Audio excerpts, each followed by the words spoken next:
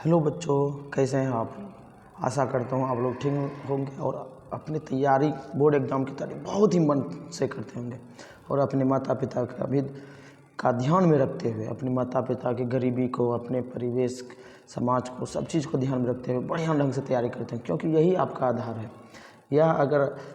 क्योंकि यह 10वां जो है पहला सीढ़ी है। इससे पता चलता है अपने माता पिता को, समाज को कि आप कैसे स्टूडेंट हैं। इसीलिए आप मन से तैयारी कीजिए ताकि आपका माता पिता, आपका समाज भी सहयोग कर सके। अगर माता पिता अगर पैसे की कमी हो जाए तो समाज सहयोग करेगा, नहीं बच्चा अच्छा है, ये आगे करेगा, बेहतर करेगा, अपने समाज का नाम रोशन करेगा। इसीलिए अभी कुछ आप पर मतलब कि ध्यान आकर्षित करने के लिए आप बेहतर ढंग से तैयारी कर सकते हैं और अधिक से अधिक बेहतर ढंग से तैयारी कीजिए ताकि दूसरे को बताइए कि हम कैसे हैं। तो हम लोग शुरू करते हैं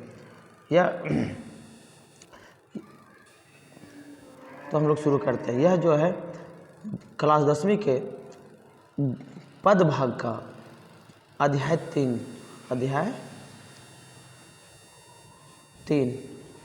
जो अध्याय 3 पद, जिसके लेखक घनानंद है। पहला तो बता दिए थे गुरु नानक, दूसरा रसखान, तीसरा पद का लेखक कौन है? घनानंद। तीसरा लेखक कौन है? घनानंद। तो हम लोग इसके बारे में थोड़ा सा कवि परिचय कर लेते हैं, उसके बाद हम लोग प्रश्न उत्तर पर चलेंगे। तो पहले कवि परिचय थोड़ा सा ध्यान लेते हैं। घनानंद का जन्म जो हुआ था 1689 में हुआ था। याद रखिएगा, घनानंद का जन्म कब हुआ था? 1689 में। घनानंद का जन्म 1689 ईस्वी में। घनानंद मुगल बादशाह मोहम्मद शाह रंगीले के मीर मुंशी थे। याद रखिएगा, मीर मुंशी थे। पहले मीर मुंशी थे, उसके बाद वह जो है एक नर्तकी से प्यार करती थी। सुजान नाम की एक नर्तकी से प्यार करने लगा। वह जो नर्तकी थी सुजान, वह मोहम्मद शाह रंगीले के राज दरबार में नाचती थी और उसकी सुंदरता को देखकर घनानंद को प्रेम हो गया। जब इसका पता जब राजा को लगा तो उन्होंने, राजा ने क्या किया, घनानंद को वहाँ से भगा दिया। तो उसी के वियोग में यह पद लिखा गया है। तो इसीलिए तो हम लोग याद रखें, घनानंद का जन्म कब हुआ था? 1689 ईस्वी में। और घनानंद की मृत्यु 1739 ईस्वी में नादिर शाह के सैनिकों ने किया था। कैसे किया था? तो जब नादिर शाह ने मुगल दिल्ली में आक्रमण किया तो उसके सैनिकों ने व्रज में भी आक्रमण किया। तो व्रज में आक्रमण करने के कारण जब पता चला कि घनानंद जो है मोहम्मद शाह रंगीले की मीर मुंशी है, तो उस समझा होगा कि इसके पास अधिक धन है, इसके पास अधिक धन होगा। इसीलिए उसके सैनिकों ने जर 3 बार बोला। जर का अर्थ होता है सोना। जर का अर्थ क्या होता है? सोना चांदी, सोना।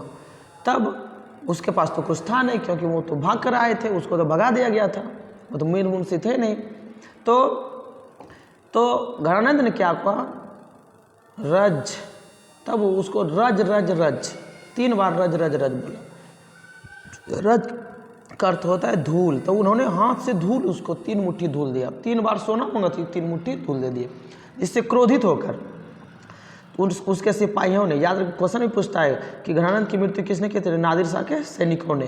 तो कब? 1739 ईस्वी में। एकदम याद रखें, कब? 1739 में। कौन? नादिर शाह के सैनिकों ने। किस लिए? वह सोना मांग रहे थे या क्या दे दिए? इसको धूल दे दी। इसीलिए 1739 ईस्वी में नादिर शाह के सैनिकों ने इसके क्या किया? मार डाला। घनानंद जो है रीतिकाल और तथा रीति धारा के कवि थे। याद रखिएगा, घनानंद रीतिकाल तथा रीति धारा के क्या थे? कवि थे। किस काल के कवि थे? रीतिकाल। और किस धारा के? रीति धारा के कवि थे। चलिए आगे बढ़ते हम लोग। कह रहा है कि घनानंद मुगल बादशाह मोहम्मद शाह गिरे के मीर मुंशी थे। अमीर लिखा गया, अमीर नहीं होगा, मीर।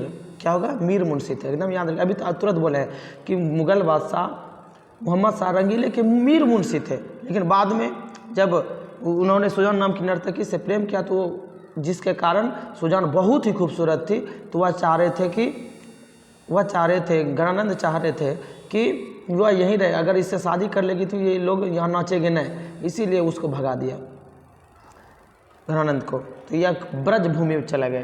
याद रखेगा, घनानंद कहाँ चला गया? ब्रज भूमि में। तो घनानंद सुजान, याद रखिए सुजान, सुजान, इसमें गलत लिखा गया है। सुजान नामक नर्तकी से प्रेम करता था। किससे? सुजान नामक नर्तकी से। किससे? सुजान नामक नर्तकी से प्रेम करता था। याद रखिएगा एकदम। घनानंद अच्छे गायक और श्रेष्ठ कवि थे, बहुत ही अच्छे गायक थे और श्रेष्ठ कवि थे। यह राजा के दरबार में गाते थे और कविता कहते थे, जिसके कारण मोहम्मद शाह रंगीले ने इसे मीर मुंशी का पद पर रखा। 1739 ईस्वी में नादिर शाह ने दिल्ली तथा उसके सिपाहियों ने मथुरा वृंदा पर हमला किया। याद रखिएगा, अगर क्वेश्चन पूछ दे कि 1739 में नादिर शाह ने कहाँ आक्रमण किया था? दिल्ली पर। और उसके सिपाहियों ने कहाँ किया था? मथुरा और वृंदावन में। कहाँ? मथुरा और वृंदावन में, एकदम याद रखिएगा। 1739 ईस्वी में नादिर शाह ने दिल्ली पर और उसके सिपाहियों ने कहा मथुरा और वृंदावन में। मथुरा और कहाँ? वृंदावन में। याद रखेगा, एकदम याद रखना है। तो घनानंद प्रेम के पीर के कवि थे। प्रेम के पीर, कहेगा प्रेम के पीर के कवि कौन है? घनानंद। प्रेम के पीर के कवि कौन है? घनानंद, एकदम याद रखना है। चलिए आगे बढ़ते हैं। आगे क्या है? घनानंद की भाषा परिष्कृत और शुद्ध ब्रज भाषा थी। यह ब्रज में लिखे थे, तो ब्रज भूमि चले गए थे, दिल्ली से ब्रज भूमि चले गए थे। उसकी परिष्कृत मतलब सबसे शुद्ध और शुद्ध भाषा था, एकदम सिर्फ ब्रज भाषा में ही इन्होंने लिखा था। घनानंद का सवैया और धनाक्षरी अत्यंत धनाक्षरी तो याद रखिए धनाक्षरी। घनानंद का सवैया और धनाक्षरी अत्यंत प्रसिद्ध है। सवैया और धनाक्षरी अत्यंत क्या है? प्रसिद्ध। सवैया और धनाक्षरी अत्यंत प्रसिद्ध है। सवैया और धनाक्षरी क्या है? अत्यंत प्रसिद्ध है। चलिए अगला देखते हैं। घनानंद का प्रमुख, हाँ एकदम याद रखिएगा, घनानंद का प्रमुख ग्रंथ कौन है? सुजान सागर, विरह लीला, रसकेली बिल्ली। याद रखिएगा, सुजान सागर, विरह लीला और रसकेली बिल्ली। कौन कौन? सुजान सागर, विरह लीला, रसकेली बिल्ली।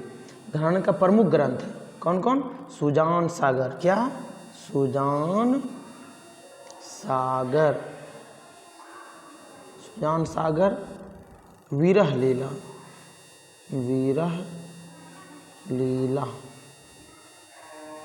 और रसकेली बिल्ली।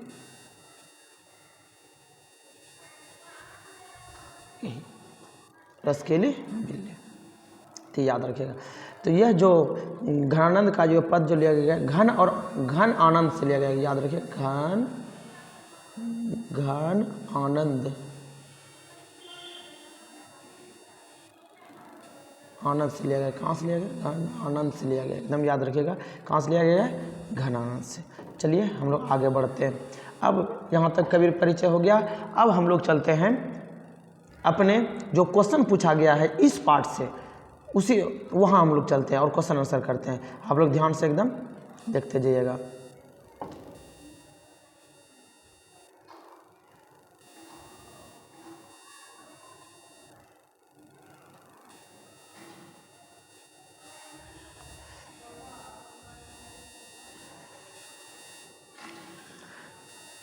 हाँ चलते हैं। ये देखिए 2024 का क्वेश्चन पूछा हुआ है, याद रखिएगा 2024 का। क्या तीसरा जो पद है, घनानंद जो लिखा है, अति सुधो स्नेह को मारग है, मोह आंसू बनीही लय बरसो। यही दोनों पद है। कहाँ से लिया गया था? घन आनंद से। घन आनंद से लिया गया है। कहाँ से लिया गया है? घन आनंद से। याद रखिएगा, घनानंद ने अपना लिखा था किस में? परिशुद्ध शुद्ध ब्रज भाषा में लिखा है। कह रहा है कि मथुरा और वृंदावन पर धावा किसने बोला था? अभी तुरंत बोले हैं, मथुरा और वृंदावन पर धावा किसने बोला था? नादिर शाह के सिपाहियों ने। नादिर शाह ने, एकदम याद रखिएगा, नादिर शाह ने दिल्ली पर, नादिर शाह ने कहाँ हमला किया था? दिल्ली पर। और मथुरा और वृंदावन पर उसके सैनिकों ने किया था। सैनिकों ने, किसने? सैनिकों ने। किसने किया था? सैनिकों ने। किसने? हाँ, मथुरा और वृंदावन पर सैनिकों ने किया था। और दिल्ली पर किसने किया था? नादिर शाह ने, खुद नादिर शाह। कब? 1739 ईस्वी। वहीं नादिर शाह के सिपाहियों ने मारा था किसको? घनानंद को। तो याद रखिएगा। तो मथुरा और वृंदावन पर धावा किसने बोला था?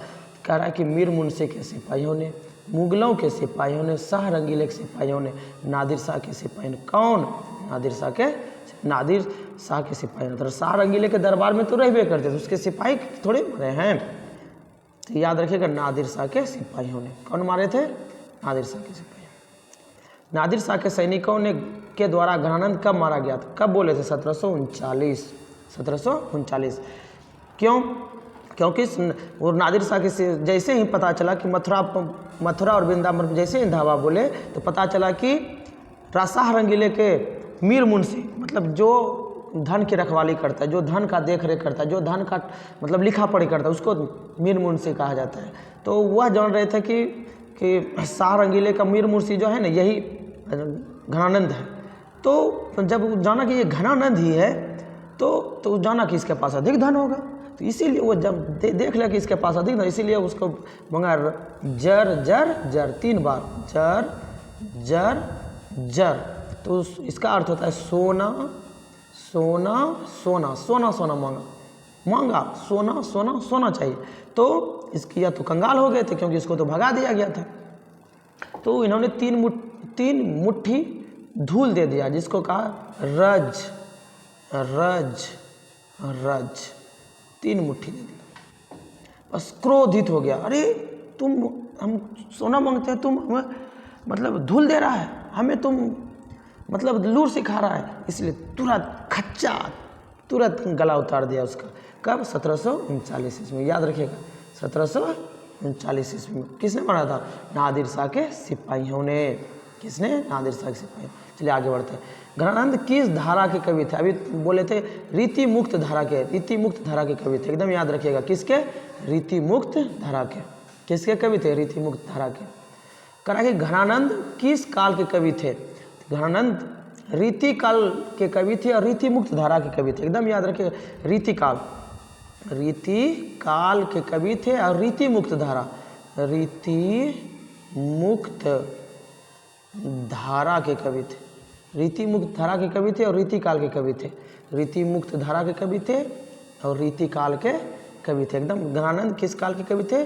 तो रीति काल के। ऑप्शन नंबर क्या हो जाएगा? सी। किस काल के? रीति काल के। अब कह रहा है कि सुजान सागर किसकी कृति? अभी तुरंत बोले हैं सुजान सागर, रसकेली, बिल्ली किसका कृति है? घनानंद का। सुजान सागर किसकी कृति है?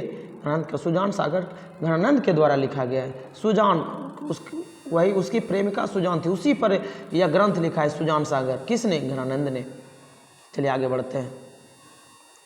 कह रहा है कि किसे प्रेम की पीर का कवि कहा जाता है? अभी तुरंत बोले हैं प्रेम के पीर के कवि किसको कहा? घनानंद को। प्रेम के पीर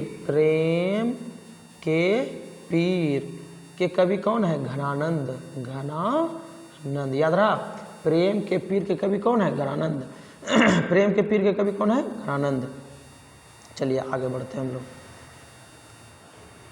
आगे बढ़ते कह रहा है कि रीति मुक्त काव्य धारा के सिरमौर किसे कहा जाता है? एकदम याद रखिए। अभी तुरंत बोले रीति मुक्त धारा और रीति काल किसको कहा जाता है? घनानंद को। रीति मुक्त घनानंद जो है रीति मुक्त धारा के कवि हैं। रीति मुक्त धारा और रीति काल, रीति मुक्त धारा और रीति काल के कवि हैं, एकदम याद रखिएगा। रीति मुक्त धारा, रीति मुक्त धारा और इसके कवि हैं रीति काल के, तो याद रहा ना? एकदम ध्यान रखिएगा। क्या कर रहा है? घनानंद की भाषा क्या है? तो क्या बोले थे? परिष्कृत और शुद्ध ब्रज भाषा। परिष्कृत और शुद्ध ब्रज भाषा, याद रखिए। घनानंद की भाषा क्या है? परिष्कृत और शुद्ध ब्रज भाषा। परिष्कृत और शुद्ध ब्रज भाषा। घनानंद की भाषा क्या है? परिष्कृत और शुद्ध ब्रज भाषा। यहाँ सिर्फ ब्रज भाषा, इसका आंसर क्या हो? देखिए कब पूछा? 18 या 21, एकदम बहुत इंपॉर्टेंट क्वेश्चन है। ब्रज भाषा क्या है? ब्रज भाषा। एकदम इसी प्रकार आप लोग याद रखते जाइएगा, जैसे बोल रहे हैं इसी प्रकार अगर याद रखते जाइएगा तो इस पद से एकदम एक भी सवाल नहीं छूटेगा, एक भी क्वेश्चन छूटना ही नहीं है ऑब्जेक्टिव में। कह रहा है कि प्रेम घन किस युग के कवि? प्रेम धन, ये तो अगला चैप्टर का हो गया। प्रेम धन तो किस, यह जो है प्रेम भारतेंदु युग के कवि थे, इसका ही तो अगला अध्याय का हो गया। कवि प्रेमघन के अनुसार स्वदेशी का है, प्रेमघन स्वदेशी का है। तो कवि प्रेमघन के अनुसार भारत में आज कौन सी वस्तु दिखाई नहीं पड़ती? भारतीयता, कदाचित, पत्रकारिता, अंग्रेजी भाषा। तो क्या भारतीयता दिखाई नहीं पड़ती? तो अगला अध्याय का है। चलिए आगे बढ़ते हैं हम लोग। कह रहा है कि घनानंद किससे प्रेम करते थे? क्या किससे प्रेम करते थे? आपको बताए थे सुजान नामक नर्तकी से। घनानंद जो है सुजान नामक नर्तकी से प्रेम करते थे। किससे? सुजान नामक नर्तकी से। सुजान नामक नर्तकी से प्रेम करते थे। आपको पहले बोले थे सुजान नामक जो नर्तकी थी रंगीले साहब के यहाँ, राजा रंगीले के यहाँ क्या करते थे? डांस करते थे। उसी और इतनी सुंदर थी कि इसको देखकर घनानंद मोहित हो गए और उससे प्रेम करने लगे। यह बात जब कि राजा साहब को पता चली तो उसने क्या किया? उसके चलते घनानंद को बाहर निकाल दिया गया, यानी घनानंद को भगा दिया गया। घनानंद को क्या किया गया? भगा दिया गया। तो इसीलिए किससे प्रेम करते थे? घनानंद जो है सुजान नाम की नर्तकी से प्रेम करते थे। चलो, घनानंद कवि हैं। घनानंद कवि कैसे हैं? पीर के, सुख के, द्वेष के, चित्त के। तो याद रखिएगा, पीर के कवि हैं। घनानंद किसके कवि हैं? थोड़ा सा रुकिए थोड़ा सा। हाँ ठीक है, घनानंद पीर के कवि हैं, पीर के पुजारी हैं। घनानंद किसके कवि हैं? पीर के। एकदम याद रखिएगा, घनानंद किसके कवि हैं? पीर के। घनानंद रचित अत्यंत प्रसिद्ध क्या है? संगीत, नृत्य, नाटक, सवैया और धनाक्षरी। आपको पहले ही बोले थे कि घनानंद का अत्यंत रचित पुस्तक क्या है? सवैया। एकदम सब चीज़ पहले ही बखान कर दिए थे। कवि परिचय में, कवि परिचय जो है इसका, उसी से ये भी सवाल नहीं छूटेगा। ये तो हम लोग क्वेश्चन आंसर आप लोगों को करवा रहे हैं। सवैया और धनाक्षरी, एकदम याद रखिए, सवैया और धनाक्षरी, धनाक्षरी, सवैया और धनाक्षरी, एकदम याद रखिएगा, सवैया और धनाक्षरी। अब परहित के लिए देह कौन धारण करता है? तो इसमें घनानंद ने बादल के बारे में बोला है कि परहित के लिए, जैसे बादल क्या बोले थे कि बादल जो है दूसरे के लिए क्या करता है? बादल खुद पानी नहीं पीता है, बादल हमारे किसान के लिए, हमारे धरती के लिए क्या करता है? वर्षा करता है, पानी देता है, वर्षा करता है। इसीलिए बादल की तरह आदमी को होना चाहिए, दूसरे के उपकार के लिए शरीर को धारण करना चाहिए। जैसे बादल क्या करता है? अपना पानी नहीं पीता है, दूसरे के उपकार करता है, उसी प्रकार करना चाहिए बादल की तरह। किस कहता है? बादल की तरह। चलिए आगे बढ़ते हैं। बादल की तरह कवि अपने आंसुओं को कहाँ पहुंचाना चाहता है? तो जब यह यहाँ आ गए थे तो उसी के वियोग में, याद रखिएगा, जब कभी ब्रजभूमि, जब कभी घनानंद ब्रजभूमि आ गए तो उसी के वियोग में, तो सुजान नाम से उससे प्रेम करते थे, सुजान के वियोग में वह यह कविता लिखा। और सुजान के तो और तो वहाँ अब जाने ही नहीं लगे, वहाँ तो प्रतिबंधित कर दिया गया था राजा के द्वारा। तो वह सोचते थे कि हमारी कविता, आप कविता के माध्यम से, कविता वो अपनी आंसुओं को कविता के माध्यम से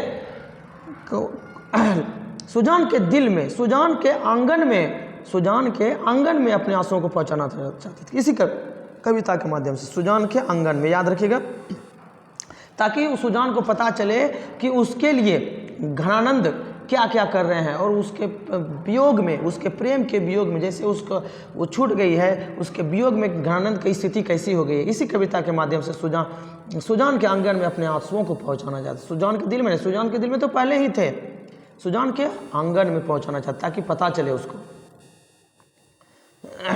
कह रहा है कि निस्वार्थ भाव से निश्चल होकर अपने को समर्पित कर देना किसका कथन है? निस्वार्थ भाव से।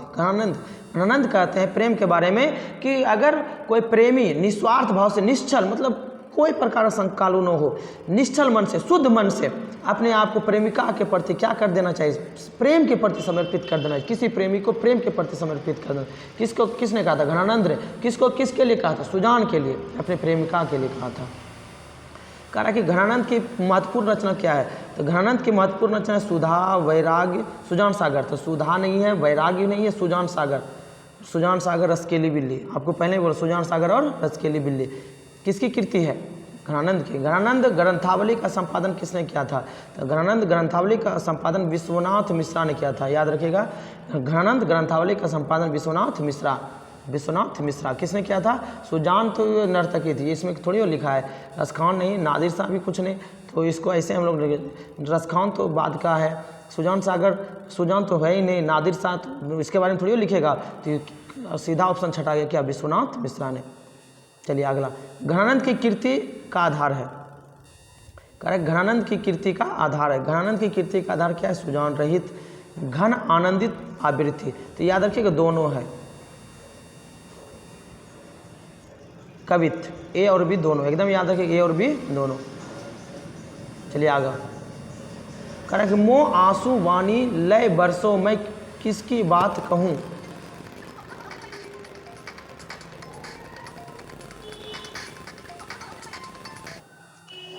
हाँ चलिए क्या करें, तो हम लोग क्या इसको तो वो माँ आंसू लय वर्षों में किसकी बात कही गई थी, याद रखिएगा प्रेम वेदना और विरह वेदना दोनों के बारे में। प्रेम वेद नहीं, माँ आंसू नहीं, सॉरी कर, माँ आंसू ले बरसों मतलब मेरी आंसू गिर रही है। तो विरह मतलब कि जब वो विरह होता है क्या, जब एक दूसरे से अलग हो जाना विरह। प्रेम में आंसू नहीं, प्रेम से जब अलग हो जाता है तो उसको विरह वेदना कहते हैं। तो आंसर हो जाएगा विरह वेदना में, किसमें, विरह वेदना में।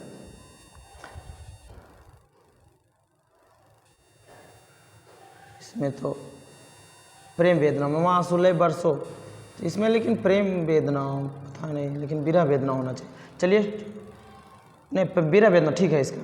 घनानंद के अनुसार प्रेम का मार्ग कैसा है, घनानंद के अनुसार प्रेम का मार्ग सीधा और सरल है। याद रखिएगा घनानंद के अनुसार प्रेम का मार्ग कैसा, सीधा और सरल। घनानंद के अनुसार प्रेम का मार्ग कैसा, सीधा और सरल। सीधा मतलब घनानंद हमेशा समझते हैं कि प्रेम जैसा सीधा और सरल मार्ग दूसरा कोई मार्ग नहीं है। बस प्रेमी को बढ़िया मन से, मतलब कपटी मन से नहीं, बढ़िया मन से बस लग जाए। घनानंद का यह विचार था। अब क्या कर रहा है कि अगला, कवि प्रेम मार्ग को अति शुद्धो कहता है, क्योंकि देखिए प्रेम मार्ग को अति शुद्धो मतलब सबसे आसान, अति शुद्धो का अर्थ होता है सबसे आसान, सबसे बढ़िया, सरल। तो इसमें क्या कर, ऑप्शन पहला क्या है, यह तनिक भी इसमें तनिक भी चतुराई काम नहीं करते। हाँ अगर देखिए कोई भी प्रेम, जैसे मम्मी पापा का प्रेम हो या किसी का भी प्रेम हो, अगर थोड़ा सा भी चतुराई कीजिएगा, थोड़ा सा भी गलती कीजिएगा, तो याद रखें चतुराई करने से, जैसे आप लोग दोस्त हैं, एक दूसरे दोस्त हैं, अगर आप दूसरे को चतुराई मतलब कुछ से कुछ आप करते हैं, कुछ बताते हैं कुछ मम्मी पापा को, तो ये क्या हुआ, वहाँ चतुराई हो गया, तो अति शुद्ध हो। तो इसमें चतुराई नहीं चलती है, एकदम ये भी सही बात है, चतुराई एकदम नहीं चलती है। चलिए अगला ऑप्शन देखते हैं, चतुराई नहीं चलती है।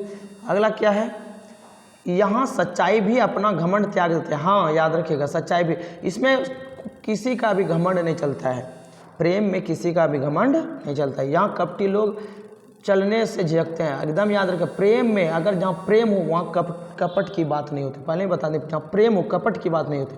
उपर्युक्त सभी हो जाएगा, इसका ऑप्शन क्या हो जाएगा, उपर्युक्त सभी। चलिए आगे बढ़ते हैं हम लोग। कह रहा है कि घनानंद किसके द्वारा मारे गए थे, किसके द्वारा मारे गए थे, बताइए बता जल्दी से, नादिर शाह के सैनिकों के द्वारा। किसके, नादिर शाह के। अभी आप लोगों को पहले बताया, नादिर शाह के सैनिकों के द्वारा कब, 1739 ईस्वी में। क्या मांगते हुए, सोना मांगते हुए। उसने क्या दे दिया, धूल दे दिया था नादिर शाह के सिपाहियों ने। वृंदावन और मथुरा पर किसने आक्रमण किया था, नादिर शाह के सैनिकों ने, नादिर शाह के सिपाहियों या सैनिकों ने। नादिर शाह ने कहाँ आक्रमण किया था, तो दिल्ली में। ये सब याद रखिएगा। चलिए याद, फिर देखिए भैया घनानंद की मृत्यु कब होती है, घनानंद की मृत्यु कब होती है, 1739। किसने किया, नादिर शाह के सैनिकों ने, सिपाहियों ने। कवि ने पर्जन्य किसे कहा, कवि ने पर्जन्य किसके, बादल को कहा। पर्जन्य मतलब दूसरे के लिए देह धारण करना। पर्जन्य का अर्थ क्या हुआ, दूसरे के लिए देह धारण करना।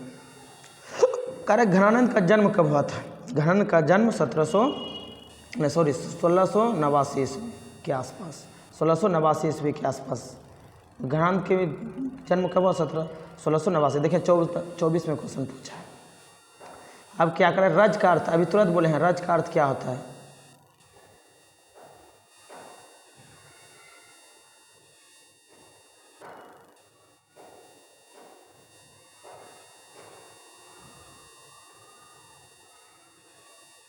रज का अर्थ, रज का अर्थ क्या होता है, धूल, धूल। और जर का अर्थ उल्टा कर दिया, जो रज जोरो जर, जर का अर्थ क्या होता है, सोना। जर का अर्थ क्या होता है, सोना। और रज का अर्थ क्या होता है, धूल। इसका ऑप्शन क्या हो जाएगा, धूल। ऑप्शन क्या हो जाएगा, ए नंबर, धूल। चलिए आगे बढ़ते हैं। कह रहा है कि विरह लीला किसकी रचना है, तो आपको बोले थे सुजान सागर, विरह लीला रस के लिए बिल्ली, किसकी रचना है, घनानंद की। किसकी, घनानंद। 3 गो रचना, सुजान सागर, विरह लीला और रसकेली बिल्ली, यह तीनों रचना किसकी है? घनानंद की। किसकी? घनानंद की। चलिए, एकांतिक और एकांगी प्रेम के कवि हैं। एकांतिक और एकांगी प्रेम के कवि कौन है? एकांत चले गए थे, घनानंद है। क्यों? कैसे? कि यह जब नादिर शाह नहीं सॉरी जब इसको वहाँ के राजा ने भगा दिया था, दिल्ली के राजा ने भगा दिया था, तो यह ब्रज भूमि आ गए, यहाँ एकांत में जीवन जीने लगे। किसके वियोग में? सुजान के वियोग में। सुजान के वियोग में एकांत जीवन जीने लगे, इसीलिए इसको एकांतिक और एकांगी प्रेम के कवि कहते हैं। किसको? घनानंद को। किसको? घनानंद को। आगे अगला, संकालु हृदय नहीं कर सकता। संकालु हृदय नहीं कर सकते। क्या नहीं कर सकते? प्रेम। जो संकालु रहते हैं वह घृणा कर सकते हैं, घृणा कर सकते हैं, ईर्ष्या कर सकते हैं, अहिंसा कर सकते हैं, लेकिन प्रेम कभी नहीं। क्योंकि जहाँ संकालु है, वहाँ जहाँ शंका है, आपस में शंका है, वहाँ कभी प्रेम हो ही नहीं सकता। क्या करें?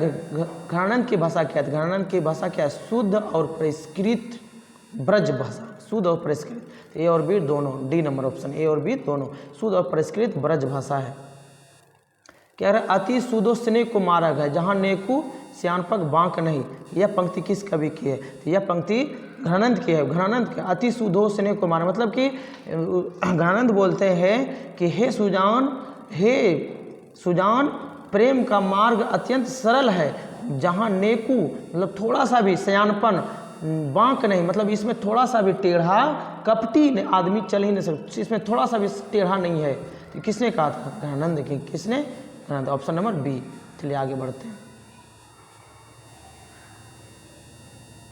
करा कि घनानंद कवि हैं किसके? रीतिमुक्त धारा के। आपको पहले रीतिमुक्त धारा के कवि हैं। रीतिमुक्त धारा, रीतिकाल, रीतिमुक्त धारा और रीतिकाल के कवि हैं। रीतिमुक्त धारा और रीतिकाल के कवि हैं।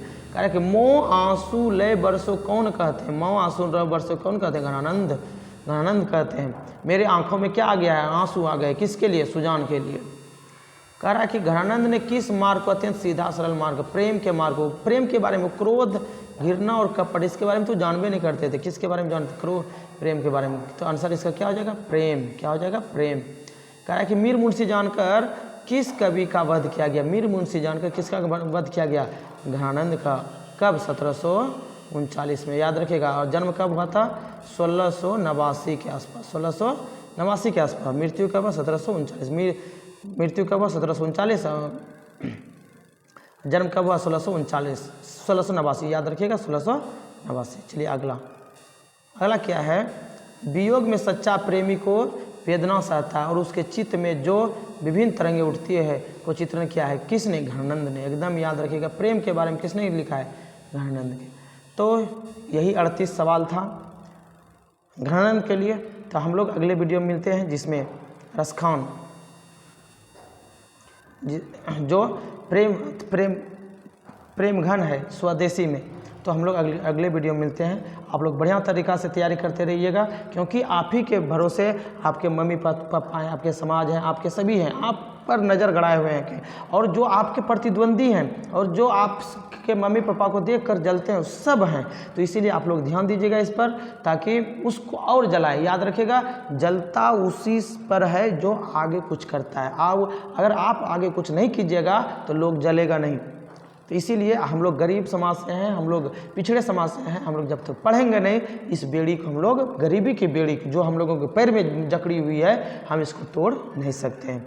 तो हम लोग अगले वीडियो में मिलते हैं।